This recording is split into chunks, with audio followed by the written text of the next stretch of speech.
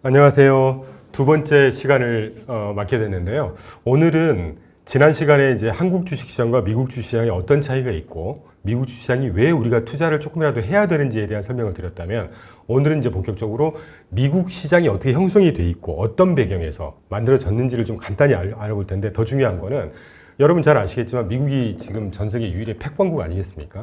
이 패권이라는 건 굉장히 큰 의미가 있거든요. 나중에 자세히 다뤄드릴 텐데, 그런데 중요한 거는 이 미국이라는 나라가 어떤 연유로, 어떤 이유로 패권이 될 수밖에 없었는지, 그런 그때 당시의 상황을 좀 자세히 살펴봐야 될 필요를 느낍니다. 왜 그러냐면 그걸 이해를 해야, 지금 여러분 잘 아시겠지만 미국과 중국이 패권 전쟁 중이잖아요. 이게 또 어떤 양상으로 흘러갈 것이고 앞으로의 승자가 누가 될 것이고, 그럼 결국은 패자에 투자할 거냐 승자에 투자할 거냐 했을 때 투자하고도 아주 밀접한 관계가 있다는 말이죠. 그래서 그런 거에 대해서 아주 간략하게 좀 여러분께 안내드리는 시간을 갖도록 하겠습니다.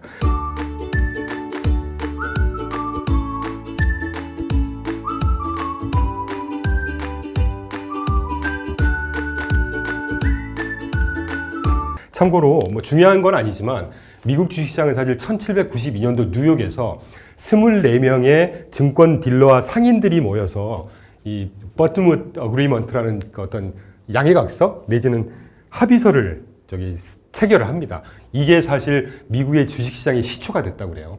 왜냐하면 뭐 20몇 명이든가 이런 분들이 모여서 내가 발행한 증권 거래하자 뭐 이런 합의문을 체결을 한 거니까 이게 이제 주식시장의 시초가 됐다고 하는데, 그 이후에 1920년대까지 큰 성장을 합니다. 뭐 이것도 우리가 재밌는 얘기가 많은데, 네덜란드에서 예전에 뭐 튤립 사태 뭐 이런 거 비슷한 거거든요. 처음에 만들어지고 나서 굉장히 큰 상승을 했겠죠. 거의 휴지 조각이었던 증권 하나가 여러 사람이 투자를 하게 되면 그때 당시에 상승폭은 얼마나 컸겠습니까?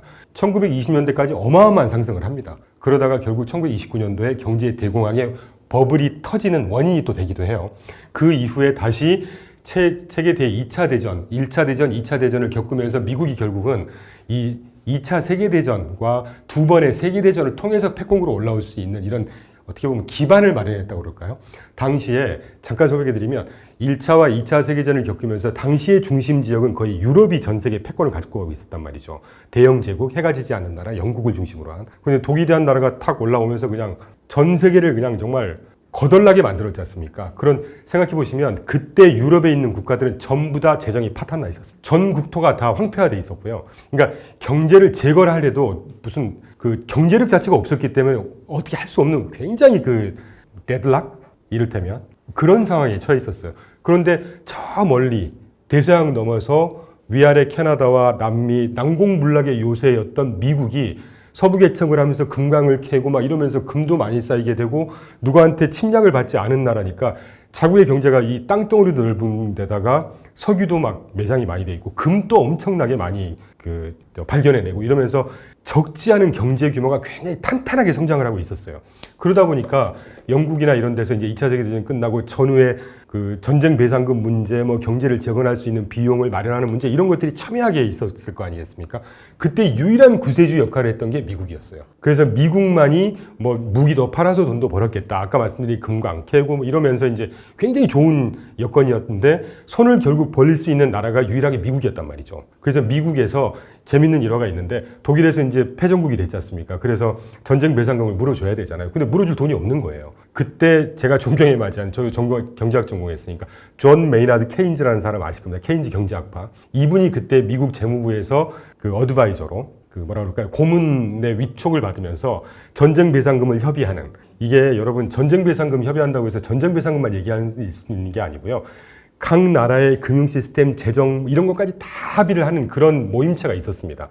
그렇게 해서 얼마를 갚을까, 얼마 줄래 뭐 이런 걸 합의하지 않았겠어요. 그때 영국 대표부로 참여를 해요, 케인즈가.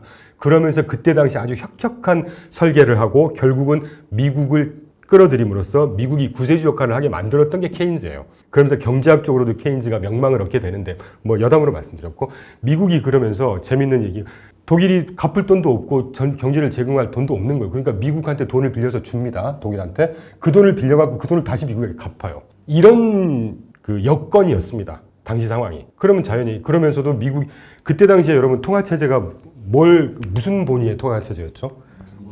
근본이 되었죠.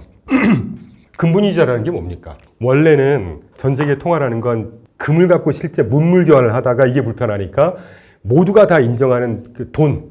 여러분, 돈이라고 할 때 money와 통화, currency는 다른 얘기입니다. money라는 거는요, 실제 가치를 인정하는 거가 돈이에요.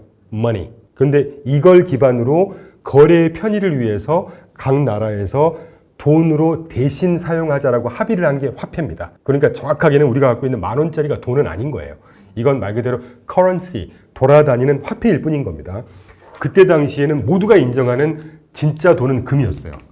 금이었다 보니까 근데 금을 직접 거래하기는 무겁고 세공하는 것도 오히려 돈이 들고 이러니까 금을 화폐로 주조해서 돈을 가지고 거래를 하다가 이것도 이제 좀 부담되는 거예요. 왜냐하면 주조하는 것도 돈 많이 걸리고 시간도 오래 걸리고 불편하고 이러니까 금을 기반으로 해서 금의 가치만큼 똑같은 화폐를 발행하자 라고 해서 금 가치가 100억이면 딱 100억어치의 화폐만 발행하자는 게 근본입니다. 그런데 미국이 이제 전 세계의 어떤 패권 역할을 자이반 타이반 떠안게 됐잖아요. 조금 먼저 얘기를 좀 하죠. 미국이 이렇게 초강대국 인류 국가가 될 수 있었던 배경은 2차 세계대전 때 자이반 타이반 기축통화국, 그때부터 시작은 안 했지만 패권국의 여건을 마련하게 되고 그 이후에 갖가지 혁신의 메카 역할을 합니다. 여러분, 인터넷이라는 게 언제 처음 개발됐죠? 1990년대 개발됐습니다. 그 이전에 컴퓨터가 기반이 돼야 인터넷이 가능한 거 아니겠어요? 컴퓨터 어디서 개발됐습니까? 어디서 누가 먼저 개발했는지 솔직히 저도 잘 모르겠습니다. 근데 제대로 시장을 형성하고 주도권을 갖고 있는 나라가 미국이었어요. 1980년대 컴퓨터 인터넷이 그때 미국에서 시작을 했습니다. 예를 들면 이러한 혁신들이 미국이 주도적으로 하게 됨으로써 민간 부분의 패권도 가져가게, 비즈니스 차원에서의 패권도 가져가게 되고 훨씬 이전에 아까 통화의 패권도 가져가게 되고 이런 아주 예를 들기 시작하면 여러 이유가 많지만 이런 갖가지 것들로 미국이 패권의 지위에 서게 될 수밖에 없었다. 그리고 잘 아시는 대로 이제 경제 시스템이 어느 정도 갖춰진 1970년대, 80년대, 60년대부터 경제 시스템이 갖춰지기 시작했는데 이렇게 패권을 쭉 가져가다 보니까 그때 이제 미소 냉전이었죠. 이 얘기를 하다 보면 너무 길어지니까 결국은 미국, 소련과 냉전 누가 이겼습니까? 미국이 이겼죠. 그 중간에 일본이 싼 엔저를 기반으로 해가지고 전 세계 무역시장을 석권한 적이 있었어요. 근데 그 일본의 경제력을 단 하나의 합의로 그냥 속된 표현 마시가게 만들어버립니다. 그게 뭡니까? 1985년도에 플라자 합의였죠. 그러니까 내가 패권의 지위도 이미 자이반 타이반 누리고 있지만 패권이라는 거는요, 적당히 서로 싸우다가 합의하는 게 패권이 아닙니다. 패권이라는 거는 정치학 교과서에 다양한 분야에 걸쳐서 한 집단이 다른 집단에 지배적인 영향을 미치는 게 패권이라고 그랬어요. 그러니까 이걸 돌이켜 해석을 하면 패권의 지위에 있는 국가가 한 국가가 패권의 지위를 도전을 하게 돼요. 그러면 이거는 하나가 딱 패망 내지는 경제가 일본이 잃어버린 30년을 겪었던 것처럼 이런 정도의 정말 속된 표현으로 거덜나게 만들지 않고는 패권이란 끝나지 않습니다. 미국의 정책 실효성이라든가 아주 정말 좀 잔인할 만큼의 강한 어떤 군사력, 정치 외교력 이런 것들이 또 얼버무려지면서 패권의 지위를 유지를 했었던 것이죠. 그게 앞으로도 지속될 거라고 보는데 그렇게 보는 이유를 보자고 우리가 지금 과거 역사를 대충 훑어보는 겁니다. 참고로 미국 경제가 얼마나 화랑이었냐면요. 최근에 주식시장이 빠지고 물가가 최근에 좀 하락하고 있긴 한데 스태그플레이션 얘기가 심심찮게 또 나오기 시작합니다. 스태그플레이션이라는 거는 스태그네이션 더하기 인플레이션이라고 해서 경기가 침체되면서 물가가 상승하는 현상이거든요. 이것도 우리가 역사를 알아야 되는 것이 스태그플레이션만 보면 굉장히 안 좋은 경제 현상이잖아요. 그런데 스태그플레이션이 미국에서 딱 한 번 있었어요. 이제까지 1980년대 초반에 딱 한 번 있었습니다. 그런데 이 스태그플레이션이 온 이유를 우리가 또 알아야 되는 거예요. 아까 왜 1792년 미국 주식시장이 처음에 형성이 되고 나서 1920년대 경제 대공황 전까지 굉장히 화랑이었다고 말씀드렸잖아요. 화랑이라는 얘기가 심해지면 뭐가 됩니까? 이게 버블이 되는 거잖아요. 버블이 붕괴되고 또 위기가 오고 이게 계속 반복을 한단 말이죠. 1792년도에 주식시장이 형성이 되고 1929년도에 경제 대공황을 겪으면서 뉴딜 정책이라는 걸 시행해서 고갈됐던 경제를 다시 일으켜 세웁니다. 2차 세계대전을 겪으면서 전 세계 패권국으로 등극을 하게 돼요. 그러고 나서 경제가 쭉 성장을 합니다. 그러다가 정말 전 세계의 경제의 어떤 이미 저는 역사를 공부한 입장으로서 보면 1960년대부터 1970년대가 미국 경제의 정말 절정이었다고 생각합니다. 이때가 우리가 왜 ISO 전 세계 표준 기구 이런 거 있잖아요. 표준 기구에서 하는 게 이런 거지 않습니까? 거래의 표준도 정하지만 이런 예를 들면 이런 지휘봉 같은 거 우리 여러 제품을 보면 지휘봉도 딱 규격이 정해져 있습니다. 뭐 들쭉날쭉하지 않아요. 지금 앉아 계신 책상 사이즈도 딱딱 정해져 있는 것처럼. 이 굉장히 중요한 겁니다. 이런 모든 거래되는 제품들의 표준 규격이라든가 어떤 경제 거래 룰이라든가 이런 표준이 다 정해진 게 미국에서 1960년대, 70년대까지예요. 이게 전 세계로 다 통용이 됐다는 얘기죠. 제가 간단하게 설명을 드렸지만 이게 가능하려면 그 나라의 경제력이 얼마나 화랑이고 얼마나 절정을 찍어야 전 세계에 다 통하겠습니까, 이게. 워낙 화랑이다 보니까 돈이 많이 풀렸고 그러다가 이제 뭐 외부성이긴 하지만 1, 2차 오일 쇼크를 겪은 거죠, 미국이. 그러면서 물가가 천정부지로 솟으면서 경기는 안 좋아. 이래서 딱 한 번 스태그플레이션이 있었습니다. 이런 역할을 우리가 좀 알아야 되는 것이거든요. 1980년대 스태그플레이션을 겪으면서 1985년도에 플라자 합의를 통해서 강력한 경제 경쟁자였던 일본을 나락으로 보내버리죠. 뭐 이런 과정을 겪고 있습니다. 자, 그럼 눈치채셨겠지만 지금 미국이 중국과 경제 패권 전쟁을 하고 있습니다. 1985년도에 일본과 경제 패권 전쟁을 이뤘었죠. 그 이전에 이미 냉전을 계속 경험을 했고, 냉전은 1991년도에 정확하게 142-H조라는 구소련 협의체에서 최고 의사결정 기구에서 공식적으로 소련 연방을 해체한다 해서 멸망의 길로 접어듭니다. 이미 그 게임이 끝났어요. 그리고 1985년도에 일본 경제 무역전쟁, 일본과 했던 무역전쟁은 1985년도 플라자 합의 이후 1990년도부터 일본 경제가 고꾸라지기 시작하면서 이미 게임 끝났습니다. 그 30년 있다가 지금 2017년 정확하게 미국과 중국이 경제전쟁을 하고 있어요. 그럼 적어도 이제까지만 보면, 근 한 100년 사이에 이제까지만 보면 과거의 구소련은 지금 중국보다 위상이 더 대단했습니다. 스푸트니크라고 해서 우주기술까지 먼저 선점했을 정도예요. 그 나라가 지구상에서 사라졌어요. 일본 지금까지도 경제 2위, 3위 경제대국입니다.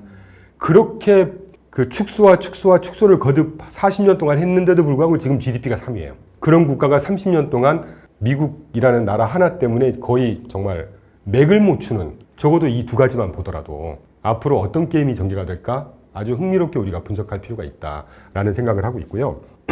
자, 그럼 조금 그 구체적으로 제가 아까 그 개략적으로 2차 세계대전 이후에 패권국이 됐었다라는 거 말씀드렸는데, 플라자 합의 소개드렸었고 1991년도에 구소련이 해체됐고, 그리고 또 하나는 아주 기본적으로 아까 그 언급을 살짝 했던 것 같습니다.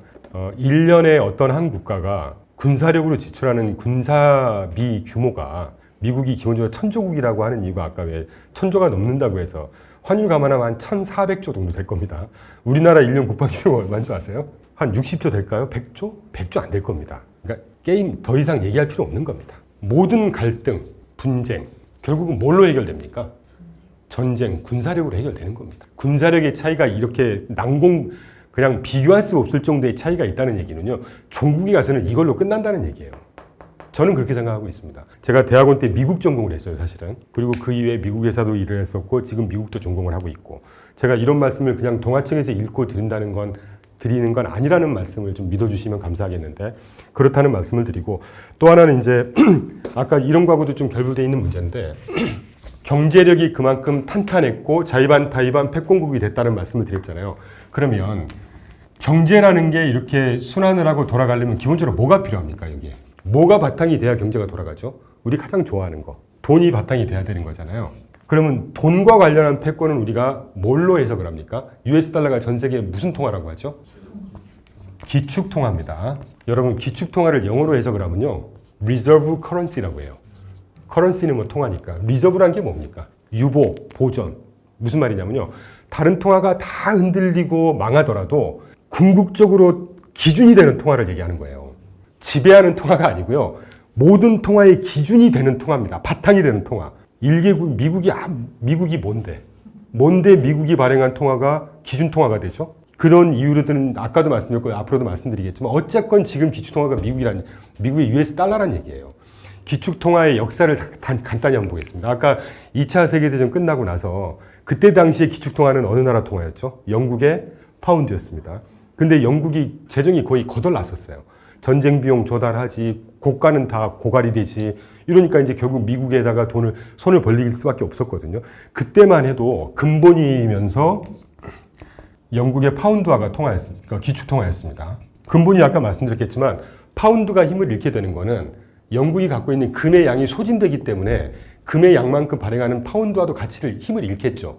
그럴 수밖에 없는 상황이었어요. 그런 상황이 되다 보니까 결국 손을 누구한테 아까 벌렸느냐? 미국한테 벌렸어요. 그런데 이 상황에서 전 세계에 돈을 다 빨아들이는 국가고 돈을 계속 벌고 있는 나라였습니다. 돈을 벌었다는 얘기는 뭘 번다는 얘기입니까? 근본이 하에서 전 세계 금의 90%를 갖고 있었다고 합니다. 전 세계에 유통되는 금의 90% 이상을 이 미국으로 다 빨려 들어갔다고 해요. 그러면 기축통화의 여건을 이미 마련한 거잖아요. 이렇기 때문에 1994년도에 브레튼 우즈 체제라는 거가 창설이 돼요. 브레튼 우즈 체제가 뭐냐면 미국에 있는 브레튼 우즈라는 도시에 가서 54개 국가가 전 세계에 모여서 전쟁 승전국들이 모였죠. 자유시장 경제를 표방하는. 모여서 야 앞으로 이제 기존의 근본위의 파운드화가 기축통화였는데 이제를 이 파운드화를 뭘로 바꾸자? 미 달러로 하자라고 공식적으로 합의를 합니다. 1944년도 브레튼 우즈 체제의 시작이에요, 이게. 그러니까 시쳇말로 미국의 기축통화는 브레튼 우즈 체제부터 시작했다라고 표현을 하기도 하지만 저 같은 경우는 이제 좀 다른 의견을 갖고 있어요. 이제 이렇게 하다가 아까 말씀드린 대로 자 그러면 상식적으로 보세요. 미 달러화가 기축화가 딱 되면서 전 세계 경제 시스템이 다시 이제 가동이 됐겠죠. 그러면 미국이 갖고 있는 금의 양이 이만큼이고 이거에 합당한 양의 통화를 이렇게 US 달러를 발행해 놨을 거 아닙니까? 그런데 경제가 이제 막 제대로 돌아가기 시작합니다. 2차 세계대전 이후에. 그러면서 전 세계가 막 경제 규모도 커지고 무역 규모도 커지기 때문에 필요한 통화량이 많아질까요? 적어질까요? 당연히 많아지겠죠. 많아지게 되면 근본이라는 게 뭡니까? 금이 발행한 금의 가치만큼만 발행하자는 거잖아요. 그런데 자이반 타이반 US 달러의 수요가 어마어마하게 폭증을 하는 거예요. 그렇다고 이 수요를 맞춰주기 위해서 달러를 무한정 찍어낼 수 있을까요? 찍어냈죠. 그래서 하이퍼 인플레이션이 옵니다. 미국도. 하이퍼까지는 아니지만 인플레이션이 와요. 그게 아까 말씀드렸던 1980년도에 스태그플레이션하고 딱 겹치는 거예요. 그래서 우리가 역사, 정치, 경제 이런 걸 다 알아야 되는 것이 간단하게 표현드리고 있는데 이러다 보니까 이제 미국이 경제도 뭔가 문제에 봉착을 하게 됩니다. 스태그플레이션 등등 뭐 생산성이 떨어지고 인플레이션이 오고 뭐 이런 문제가 겪어요.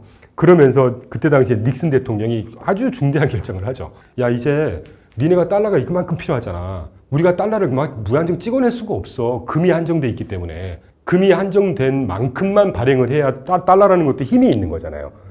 니네가 달러 갖고 있지만 우리가 망하더라도 그 달러 갖고 와 그러면 금을 내줄게. 이러니까 이게 근본이거든요. 그러니까 그 달러의 가치를 인정하는 겁니다.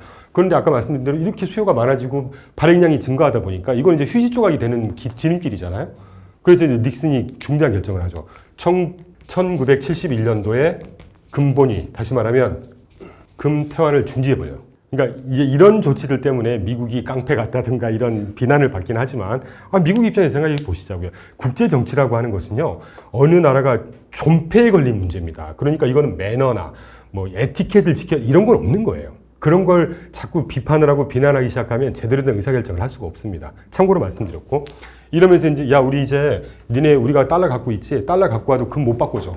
우리가 감당을 못 하겠어. 그러니까 정말 사실 깡패 같은 조치였죠. 그래서 시장이 그때 이거를 닉슨 쇼크라고 합니다.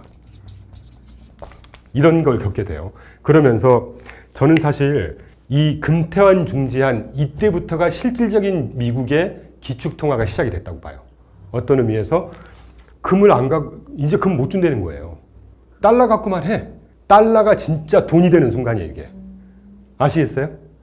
금이 아니고 그냥 통화일 뿐이었던 달러가 이제 금도 못 바꿔줄 만큼 결국 딱 마지막 남은 통화가 뭐가 됩니까? US 달러가 되죠.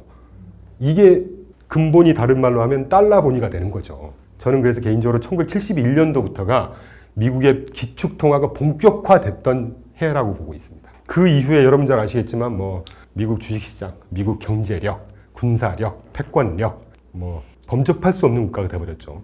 지금 현재의 경제 시스템은 사실 돈을 갖고 주무르는 겁니다. 정치를 지배하거나 문화를 지배하거나 다 돈 문제예요. 그렇지 않나요? 자본주의 사회에서는 돈이 최고입니다. 최고의 돈, 궁극의 돈을 갖고 있고 윤종기를 언제든지 찍어낼 수 있는 권리를 갖고 있는 나라. 그리고 본인이 주장하지도 않았고 전 세계에서 그렇게 찍어내도 없어서 못 찾는 통화를 갖고 있는 나라, 미국. 대충 느낌 오시죠? 네. 그런 상황이 됐다는 말씀을 드리고 참고로 지금 2023년 말 기준으로 한 2, 3년 된 것 같아요. 그 브릭스 국가들이 사우스 아프리카, 남아프리카 공화국을 엮어서 옛날에는 브릭에다가 소문자 S라고 복수형으로 썼었는데 지금은 브릭에다가 대문자 X로 쓰거든요. 브라질, 인도, 차이나, 러시아, 차이나, 앤 사우스 아프리카, 남아프리카 공화국을 엮어서 브릭스가 새롭게 이제 우리 전 세계 GDP나 인구의 몇 배를 차지하고 있으니까 미국을 대항하든 또는 전 세계 경제력으로 한번 붙어볼 수 있는 경제 블록을 만들자라고 해서 거기에다가 재작년인가로 기억하는데 브릭스 커런시, 브릭스만 따로 통용되는 통화를 만들자 뭐 이런 식의 대항 내지는 움직임을 하고 있습니다. 턱도 없다고 생각하고 있는 것이 지금 2023년 말 기준으로 자료에서 보시는 것처럼 외국환 거래, 스위프트라고 하죠. 그 전산상의 외국환, 거기에 42%가 US 달러로 통용이 되고 있고요. 2위가 7%인가 8%인가에서 그 위안화가 거래가, 엔화가 거래가 되고 있는데 뭐 중요한 건 아니고 압도적인 1위가 US 달러라는 거고요. 그리고 전 세계 교역량, 무역할 때 어떤 통화로 할지 83%가 US 달러로 거래되고 있습니다. 그리고 가장 중요한 전 세계 중앙은행들이 자기들이 남은 돈을 외환 보유를 하고 있잖아요. 그게 얼마나 중요한 재산이겠습니까? 그거의 60%가 US 달러로 되어 있습니다. 그리고 전 세계 외환 시장, 말 그대로 돈을 사고 파는 외환 시장의 90%가 US 달러예요. 이런 기축통화의 지위나 패권을 어떤 통화가 대체할 수 있을까요? 가장 중요한 거는 그 서버렌티라고 해서, 서버렌티라고 하는 게 이제 윤전기로 찍어낼 수 있는 권리를 얘기하는데, 윤전기로 찍어내는 건 누구나 할 수 있죠. 우리나라 한국은행이 찍어낼 수 있습니다. 문제는 그 찍어낸 통화를 누가 인정해 줄 거냐는 거거든요. 이게 퍼셉션이라는 거예요. 전 세계 어떤 경제 참여나 돈을 필요로 하는 사람도 US 달러를 필요 없다고 하는 사람은 한 명도 없어요. 어디를 가든 달러를 내면 그걸로 다 거래가 됩니다. 그리고 암묵적으로 절대 망하지 않는 나라 미국. 그 나라가 발행한 US 달러. 이런 퍼셉션이라는 게 굉장히 중요하다는 얘기예요. 그게 미국의 패권국의 어떤 지위를 지지해 줄 수 있는 여러 가지 중에 또 하나라는, 통화 부분의 하나라는 말씀을 드리고, 또 하나는 이제 미국 주식이 그동안에 아까 왜 제가 1994년부터 지난 2024년 6월 말까지 코스피가 데일리로 변화를 뭐 왔다 갔다 할 수 있으니까 정확히 몇 프로까지는 비판을 하지 말아 주십시오. 약 30년 동안 코스피가 202% 정도 떴고요. 미국을 대표하는 S&P 500 지수가 자그마치 1100% 떴습니다. 최근에 좀 조정하고 있으니까 한 80%, 1090% 될 겁니다. 이게 얼마나 큰 차이입니까? 그러면 주식시장이 이렇게 꾸준하게 떴다는 얘기잖아요. 우리나라 주식시장은 반면에 이렇게 돼 있습니다. 그러면 이렇게 40년 동안 꾸준하게 뜰 수 있는 배경을 우리가 지금 얘기하고 있는 거예요. 가장 큰 그림으로 그 나라가 패권국이기 때문에, 또는 기축통화국이기 때문에, 그 다음에 이제 주식시장, 이건 큰 그림이었다면 좀 세부적으로 주식시장의 요인을 한번 보자는 거죠. 여러분, 우리 그 적립식 얘기 많이 하지 않습니까? 적립식이 처음 등장을 한 게 한 20년 됐습니다, 우리나라에. 20년 전이면 지금 2024년, 20년 정도 됐겠네요. 2000년 초반 정도. 그보다 한 15년 전에 미국에서, 아까 왜 1994년부터 제가 비교를 한 이유가 뭐냐면요. 1994년에 미국에서 401K라는 게 법제화가 돼요. 이게 우리나라 지금으로 얘기하면 퇴직연금 제도입니다. 간단히 소개해드리면 여기서 얘기한 미국의 퇴직연금 제도는요, 우리나라는 IRP 계좌라든가 퇴직연금 계좌에서 뭐 위험자산의 비중을 30% 제한을 한다거나, 소위 주식이라든가 뭐 ETF 이런 거 마음대로 투자 못하게 딱 제한을 해놨어요. 굳이 왜 그러는지는 잘 모르겠지만, 제가 정확한 말씀은 안 드리겠지만, 미국의 퇴직연금 제도는요, 주식, 채권, ETF, 일반 펀드 이런 것들을 공격적으로 투자할 수 있게 다 열어줬어요. 그러면서 아까 제가 규모의 차이라는 것도 있다고 말씀드렸던 것처럼 우리나라 인구가 0.5천만 명 정도 되고 미국이 3,400만 명, 3억 4천만 명 정도 됩니다. 이 중에 일자리를 갖고 있는 사람의 개수가 1억 6천만 명 정도 돼요. 사이즈가 틀리죠. 그럼 1억 6천만 명이 매월 월급을 받을 때마다 일정 부분을 퇴직연금 계좌에다가 돈을 집어넣습니다. 그만큼의 규모로 정부가 또 돈을 넣어줘요. 그 돈이 매달 주식시장으로 쏟아져 들어간다고 생각해 보세요. 유동성, 주식을 살 수 있는 유동성이 얼마나 많이 쏟아져 들어가는 거겠습니까? 그때부터 정확하게 미국 주식시장의 네이버 같은데 장기 그래프를 쭉 보시면요, 1990년대 초반부터 계속 상승을 해요. 이런 토대가 이미 법적으로 마련이 됐었다라는 말씀을 분명히 드리고 싶고, 또 하나는 아까 제가 살짝 언급을 했었지만 1980년도에 인터넷 컴퓨터 주도권을 미국이 가져가기 시작했습니다. 1990년도에 인터넷이 또 거기서 시작을 했어요. 이런 혁신의 메카라는 거죠. 자료에 제가 그 그래프를 갖고 왔으니까 여러분께 꼭 띄워주시면 좋겠는데, 1차 산업혁명, 2차, 3차, 지금 4차 산업혁명의 시대를 우리가 살고 있잖아요.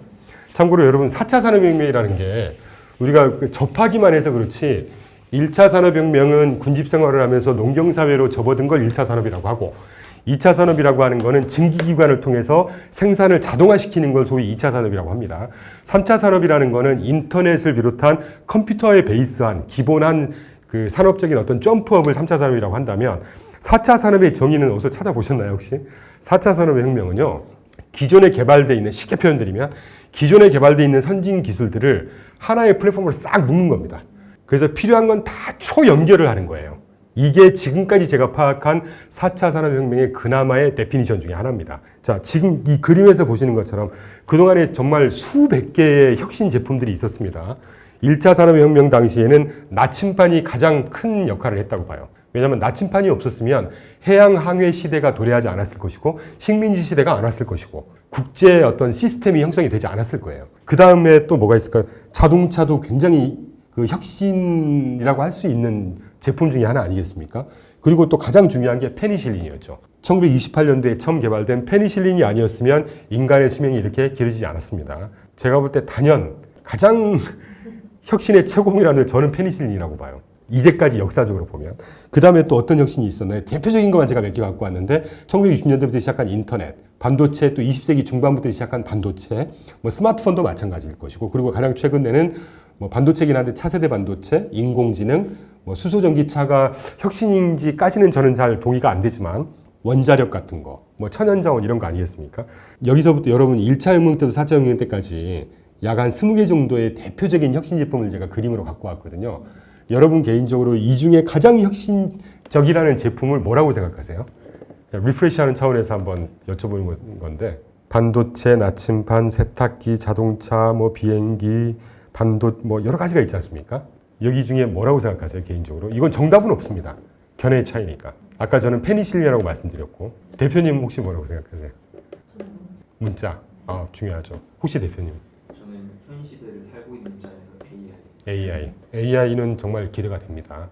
제가 이제까지 이렇게 국세청 강의도 하고 여러 가지 방송에서 어떤 시장의 어떤 새로운 뭐 트리거가 될 만한 얘기를 하면서 어마어마하다 이런 표현 잘 안 쓰거든요. 약장수 같잖아요. 근데 생성형 인공지능은 판도를 바꿔놓을 거예요 아마. 그 정도만. 저는 개인적으로 페니실린 다음으로는 세탁기라고 생각합니다. 세탁기가 아니었으면요.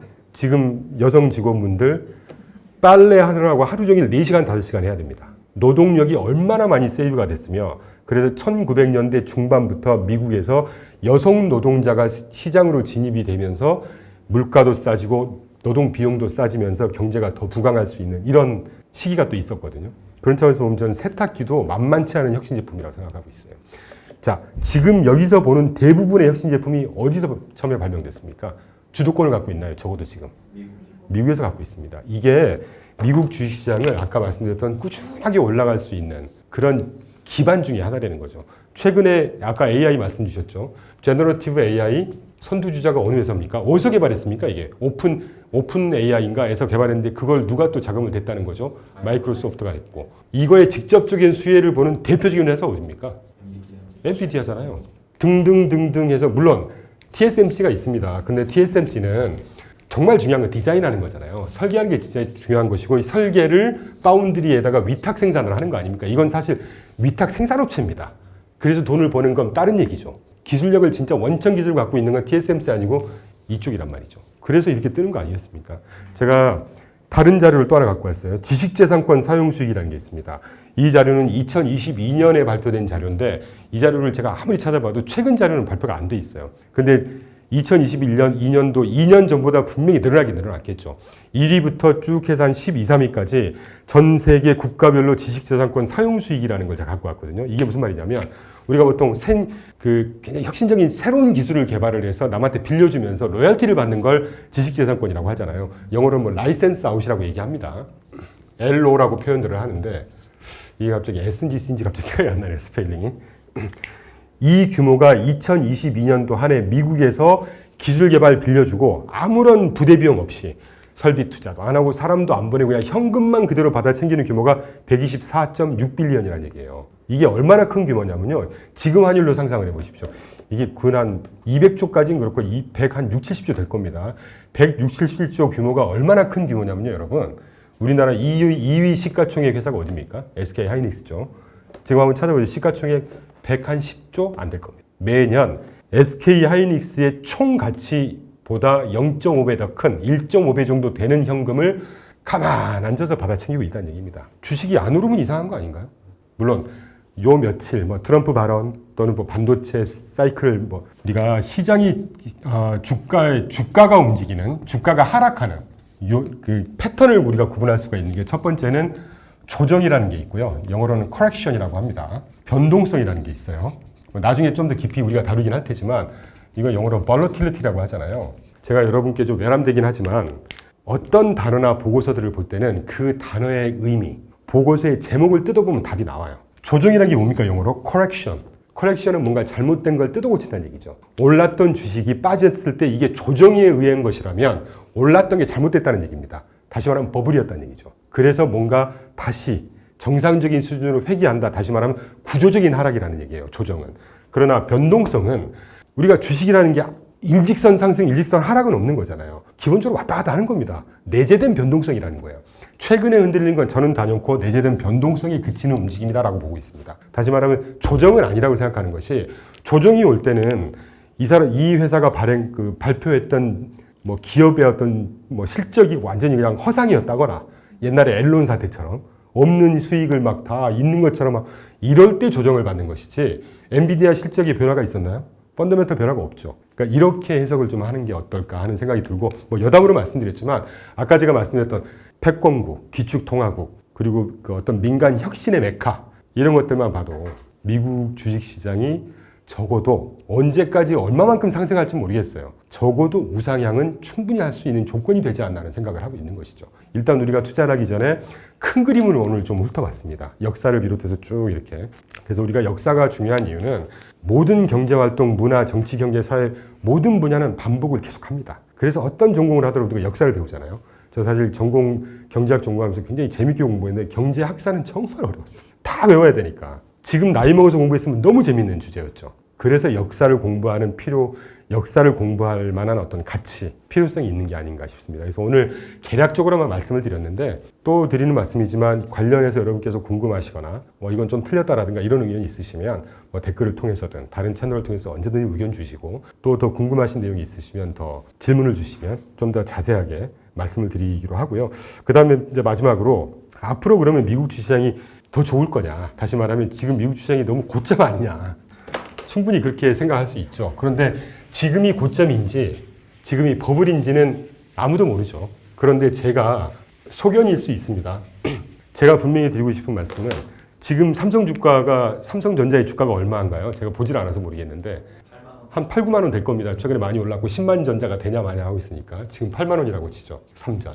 8만 원이 비싼 수준인가요? 싼 수준인가요? 다시 말하면 삼성전자가 벌어들이는 수익 대비해서 주가라는 게 비싸냐 싸냐를 보는 게 대표적인 멀티플 지표가 퍼잖아요. 프라이스를 어닝으로 나눈 거 아닙니까? 주가가 수익을 얼마나 반영을 하고 있는지 비슷한 얘기입니다. 이 8만 원이 삼성전자가 벌어들이는 수익을 제대로 반영하고 있는 걸까? 다시 말하면 수익 대비해서 터무니없이 높은 가격 주가인지 아직도 상승을 많이 할 만한 싼 주가인지는 어떻게 알죠? 그건 아무도 모릅니다. 그래서 역설적이지만 지금 시장에서 딱 형성된 이 가격이 가장 합리적인 적정 가격이라고 볼 수밖에 없는 거예요. 이게 적어도 이 삼성전자가 속해 있는 주식시장이 합리적이라고 믿는다면 이 가격이 가장 합리적이라고 믿는 겁니다. 그런데 전 세계 주식시장에서 가장 합리적이고 이제까지 제가 일부를 통해서 계속 설명드렸던 가장 규모가 크고 투명하고 합리적이라는 시장이 어느 나라 시장이라고 했죠? 미국 주식시장이라고 말씀드렸죠. 미국 주식시장에서 뭐 지표 S&P 500이라는 지수든 엔비디아의 주가든 개별 주기의 주가든 지금 현재 뭐 5,000 넘어서 5,500 뭐 이렇다고 치자고요. 엔비디아가 지금 액면 분할해서 120달러, 130달러 자 어떤 수준이든 이 현재 지수 수준과 주가 수준이 고점인지 아니면 버블인지는 아무도 모른다는 겁니다. 중요한 건 전 세계에 가장 많은 전문가들이 참여하고 있는 미국 주식시장에서 형성되어 있는 지금 현재 가장 적정한 주가가 이 주가라고 보는 거예요. 여기서 더 갈 거냐라고 하는 것은 이제 저희 회사가 중시하는 펀더멘털의 움직임과 국가 정책이 어떻게 경제를 더 살찌우게 하고 강건하게 만들 수 있는 정책을 앞으로 편대든가 이런 큰 그림을 볼 수밖에 없다는 것입니다. 그게 저희 회사가 지향하는 바고 분석을 집중하는 방향 중에 하나예요. 간단히 결론부터 말씀드리면 저희가 현재까지만 보면 미국 경제 펀더멘털은 앞으로도 충분히 더 성장할 수 있는 정책 조치, 여건이 마련되어 있다고 믿어 의심치 않고 있습니다. 이렇게 미국 주식을 왜 투자해야 되는지, 어떤 차이가 우리나라 주식시장과 차이가 있는지, 또는 역사를 통해서도 미국의 패권 또는 미국이 더 갈 수밖에 없는 이런 근거, 또 앞으로 이렇게 좋은 기대가 되는구나 하는 내용에 대해서 개략적으로 말씀을 드렸고요. 이제까지는 왜 우리가 미국 주식시장에 투자를 해야 되는지에 대한 내용으로 설명을 드렸다면, 앞으로는 이제 좀 더 실질적으로 그럼 어떻게 투자를 해야 되고 어디에다가 투자를 해야 되는지를 조금 더 실질적인 내용을 가지고 여러분 찾아뵙도록 하겠습니다. 그럼 오늘 여기서 인사드리겠습니다. 감사합니다.